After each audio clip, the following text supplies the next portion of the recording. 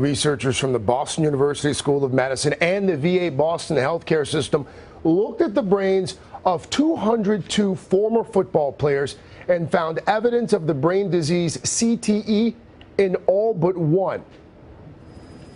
This morning, a devastating blow to the NFL. 99% of deceased players' brains examined in a new study showed signs of CTE, a degenerative brain disease linked to repeated hits to the head. This is much more common in football players than we previously anticipated. CTE can only be formally diagnosed with an autopsy.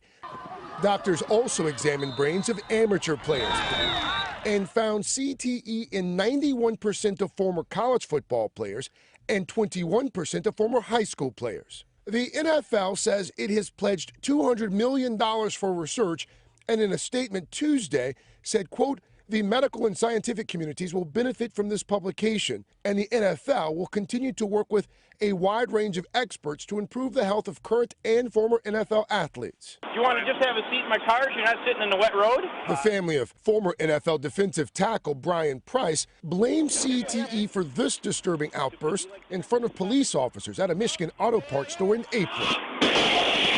Price charging full speed ahead into the store's heavy plate glass doors. He now tells NBC affiliate WDIV he doesn't remember any of it. I know I'm not the only one going through this. But it's a window into a problem hanging over the NFL.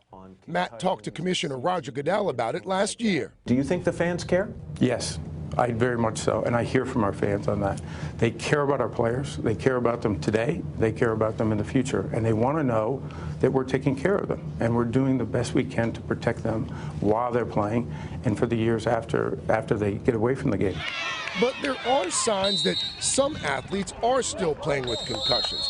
In May, Gisele Bundchen said her quarterback husband, Tom Brady, is one of them. He had a concussion last year. I mean, he has concussions pretty much. I mean, we don't talk about it, but he does have concussions. A sign that not just doctors, but families, too, are worried.